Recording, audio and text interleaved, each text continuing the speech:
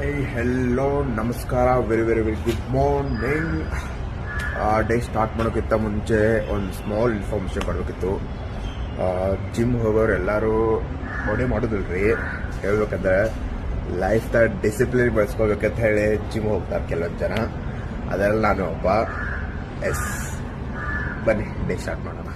Morning fresh ಆಗಿ ಸೀದಾ gym ಕಡೆ ಹೋದ್ರಿ.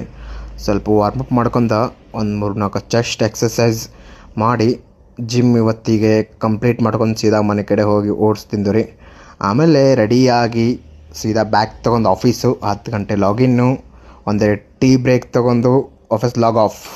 ನಮಸ್ಕಾರ. ಡೇ ಮುಗಿಯಕ್ಕೆ ಬಂದೈತಿ, ಊಟನಕ ಆಗೈತಿ, ಸೀದಾ ಹೋಗಿ ಬೆಡ್ಡಿಗೆ ಮುಕ್ಕೋದು ಅಷ್ಟೇ ಕೆಲಸ ಈಗ.